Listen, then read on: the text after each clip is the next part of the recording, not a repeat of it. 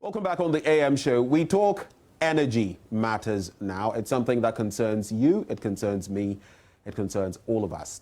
The main power supply challenges SMEs face in their operations relate to instability and high end user tariffs. The unreliability of conventional power from the grid results from power outages and fluctuations, which can lead to machine failure, your precious gadgets, and have adverse impact on SMEs and their productivity. So the main objective of this project is to contribute towards enhancing affordable renewable energy through interventions that will explore opportunities for renewable energy adoption by SMEs.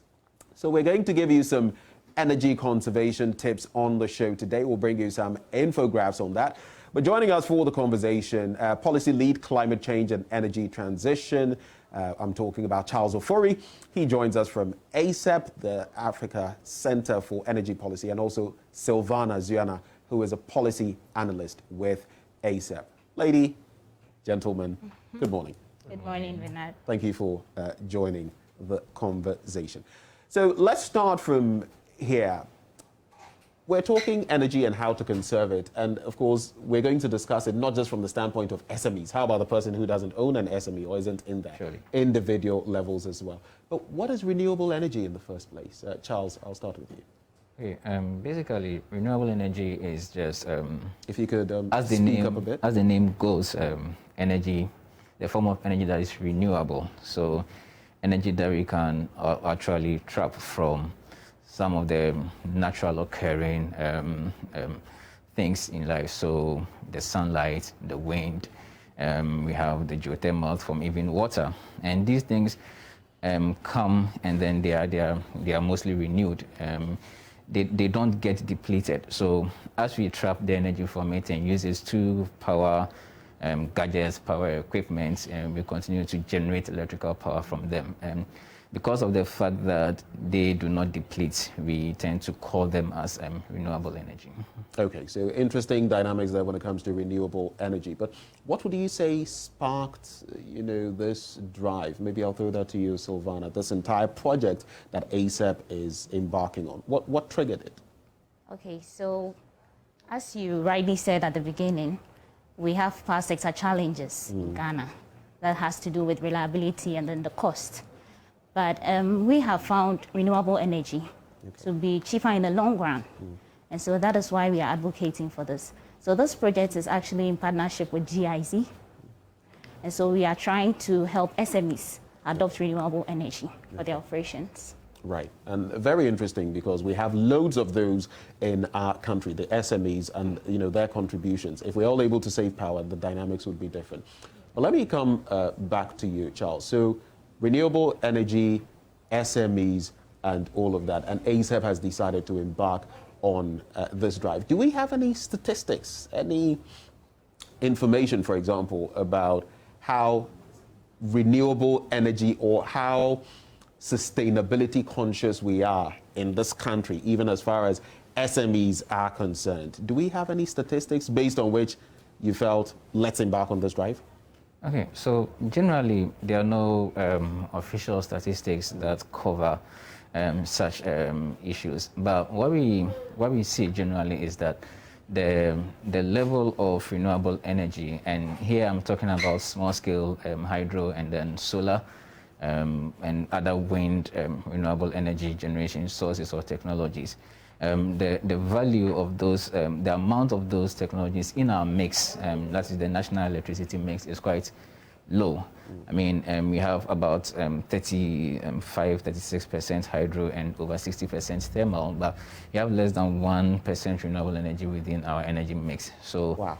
If you look at the statistics on that general energy mix situation, then it's quite low. But we also look at the fact that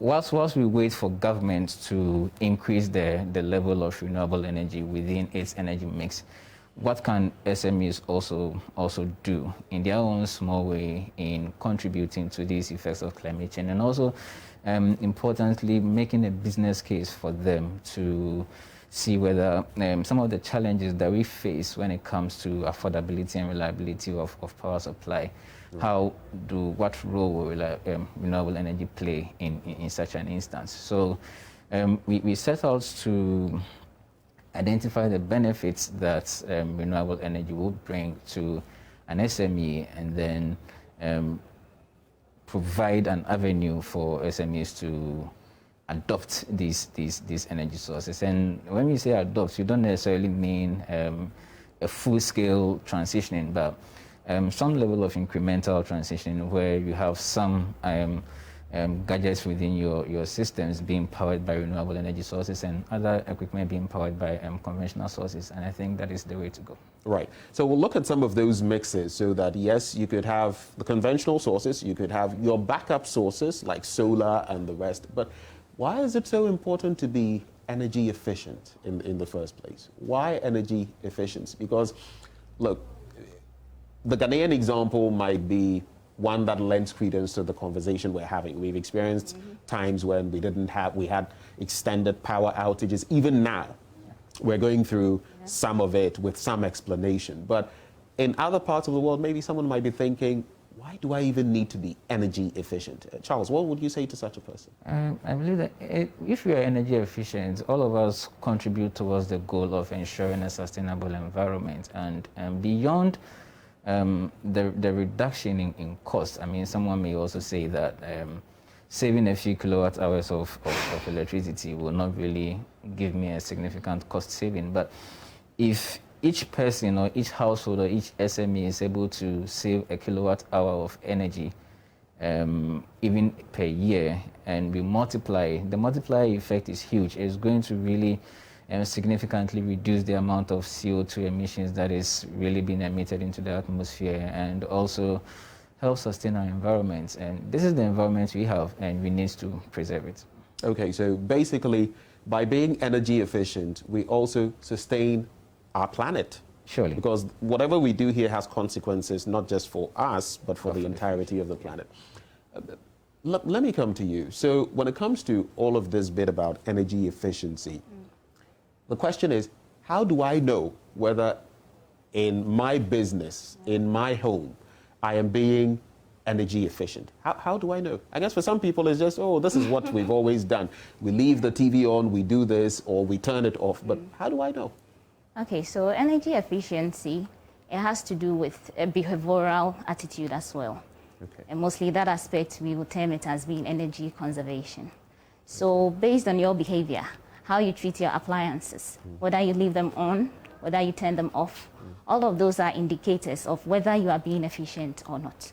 So for instance, you live in the room, it's empty, you don't turn off the AC, you don't turn off the lights. All these amount to cost. And so if you are being energy efficient, you will turn them off and then you save some money. Okay, so in other words, there are energy efficient practices and there are energy deficient practices, if I may. I'm just coining my own words, but it means some of us are practicing energy efficiency, others are practicing maybe energy deficiency. But is it just limited to maybe turning off or turning on my gadgets? For me, I barely watch TV. When I watch TV, it's practically because of my work. But usually these gadgets are off. When I turn them on and when I'm done watching maybe the president addressing the nation or something, I turn everything off. The switches themselves go off. So when I leave home, you would practically have just the fridge or a few things. Other main, practically everything is off. Is that energy efficiency? Yeah. That is energy efficiency. But beyond that, we also have to consider the type of appliance you would use. Okay. So these are the practices, but we also have to consider the equipment you would use or the appliances. So you would rather use an LED light bulb or fluorescent light bulb, which is more efficient than an incandescent bulb. Okay. So you would also want to look out for appliances, Energy Stars. So you want to buy a refrigerator. I mean, the higher the stars, the more efficient the equipment is. Right. So if you buy a refrigerator with 5 stars, It's more efficient than the one. So you're at the very height, because I think there are Yes. 5 stars. Yes. Yeah, some even have more stuff. 6, 7. I've seen some with more. Yeah, now the technology is advancing and a lot of energy efficient equipment are coming in. So you could have 6 even to 10 stars. Yeah. And we'll be breaking it down, looking at core appliances, that the ones that consume very little, the ones that consume a lot, and what we could be doing to ourselves. But how do you answer the person who says, you know, I have the money, I can foot my bills, and what is this thing about energy efficiency? Because I can pay, I can afford it, I can afford to leave the ACs on 24/7. Now your money. What would you say to such a person? Well, I mean, one of the first things we talked about when we came was the fact about environmental sustainability and how each person's contributions would ensure that we all, contribute our quota towards the goal of ensuring environmental sustainability. Secondly, also, you know that most of our electricity is supplied by our distribution companies, our utilities. For the southern sector, we have ECG. For the northern sector, we have NETCO. NETCO, yeah. Right. The more energy we consume, it leads to the more energy we demand, and that puts quite a lot of load on them in providing us with the energy demand. So, but we've been told, just to interject, that we have excess power supply, right? yeah, So we might as well use it, shouldn't we? That is a conversation that may require a different time for us to discuss into detail this Right. issue about excess power. But I'm talking about even the distributional capacity. We may Right. have the generational capacity, but let's look at, let's say, the transformers and all of those equipment that will help us to distribute energy. I mean, if there's so much load on these transformer lines and all that, there will be so much pressure on the distribution company. So you see that sometimes doomsday is not just about the fact that we don't have enough generational capacity. Sometimes, if doomsday is caused as a result of certain distributional imbalances or energy transmission imbalances, then we would have to talk about the load, or ensuring that the equipment and the technology available for the transmission and then the distribution side of the energy sector value chain is really enhanced to meet the demand that we want. So, bottom line, if we conserve enough energy, I think that it will put quite some minimal load on the distribution and the transmission side of the value chain, and will help us in obtaining quite a more reliable supply of power. Okay, so shortly on your screens as well, we'll bring you some lists of items that consume the most and consume the least. But I would have you tackle both ends. I'll start with the least. Okay. Which are the household items that usually don't consume so much power? And you can talk to us about the ones that are, the giants when it comes to electricity consumption. Let's start with you, Silvana. Okay, so we have fans. Fans. Okay. Yeah, fans don't really consume much electricity. Right. And, even with the chargers for our phones, well, it doesn't consume much. I forgot about that one. It doesn't seem to consume much. But if you plug it in and you do not connect it to the phone, but it's turned on, it still consumes power, And so if cumulatively, so for a household, almost everybody does that. We have about 5 people doing that. I mean, look at the whole nation as, put it, like, broaden the perspective to the whole nation, and everybody does that. I mean, little by little, we tend to waste so much Little power. drops of wattage make... Exactly. And it puts a huge energy burden on the country. Exactly, exactly. So you can see on your screens, before Silvana goes on, you can see on your screens some of those. It's a bit of a breakdown of what you should expect when you're using, for example, at the very bottom, LED or CFL light bulbs. That is what you're looking at, 18 to 15 watts. That is between what? The kilowatt hours, 67 to 125 hours. So that is what you'd be looking at. But could you reiterate that bit you were saying there? I find it interesting because sometimes we leave, we've finished using something like the phone, you've charged it, but you just disconnect, but it's still in the dock. Yeah, same applies to TVs. You just pick the remote and switch it off, but you don't turn the power off from the wall. So the TV is on standby mode. It still Right. is consuming power. Right. Okay, so Does there it still consume at the same rate of when, assuming it were on functioning, or it's at a lesser rate, but it's still consuming power? Yes, it's still consuming power, even though it's at a Right. lesser rate. So if you didn't know it, now you do. When you leave that, phone's charger in the dock, you're still consuming power. So imagine if you left it every day, you charge at home. Maybe you have 2 chargers. Yeah. So you have one in your bag that you bring to work and another one at home. And the one at home, when you're done charging, you just leave it in there and it's still on at the socket. Imagine what that would mean for about a month. Yeah, I mean, energy and consumption is a function of the wattage, as in the capacity of the equipment, and also the time, how long the equipment has been in. So you may say that, in fact, for example, the CFL lights and LED lights, the chargers that do not consume much, even though they do not consume so much, if you leave it on for several hours, when you multiply that by the time you leave it on, that gives you quite a significant amount of power consumption for you, as whether you're a business or you are an individual. At the house, at the business level, sometimes we leave our ACs unattended to. And it's quite interesting that you have people wearing suits going to the office, put on their ACs to about 17 degrees, 16 degrees, and you could see they are shivering. Whereas ACs have thermostats that could be regulated, let's say to 24, 25 degrees. Wait, does it mean, for example, when it's at 24 or 20, let's even say 20, it's consuming less than when it's at 16? Yes, I mean, is that the idea? It's a thermostat. So the cooler you would want your room to be, the more energy you would consume. It's just like the AC in your car and the fuel consumption. I mean, Right.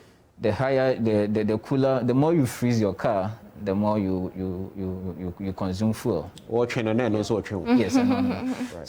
So basically, it's a function of time and also a function of the consumption, the capacity of the gadget. So yeah, these practices that really tend to waste energy. Sometimes there are so many things, as Sylvana was saying, leaving our chargers, which most of us are corporates, leaving our TVs on standby mode.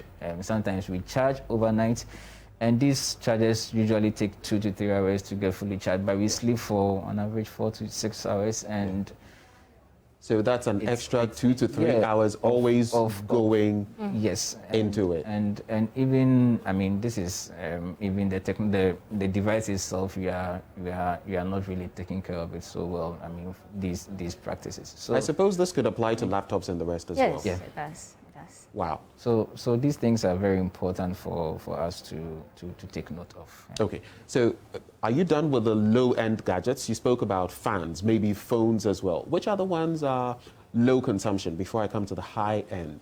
Okay, so, well, as you rightly said, the one at the bottom of the list we have is the LED bulbs. Okay. Okay, so even with those ones, well, let me put some figures to it. LED bulbs are efficient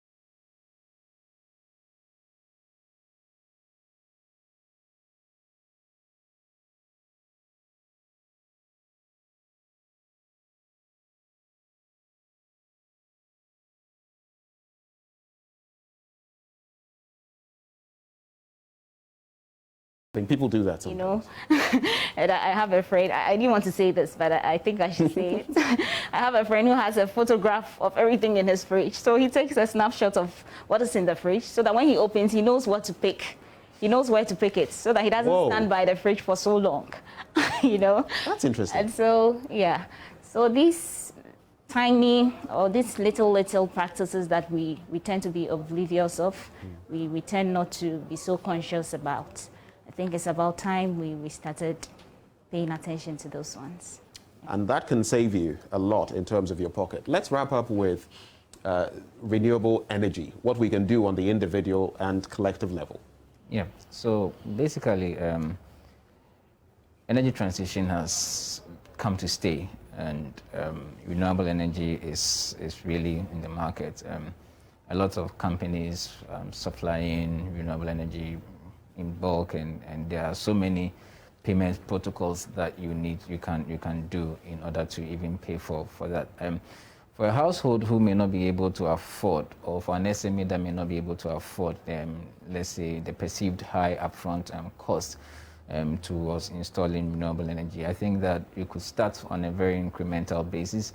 Some few kilowatts of capacity, renewable energy capacity, and as you improve on your systems, you would increase it, and you use it alongside the conventional energy sources. I think that leads us to first of all reduce our costs, and also kind of ensure some level of energy efficiency in the things that we do. Okay, so finally, to cap it all off, the Africa Center for Energy Policy has started this project. We've delved a bit into it.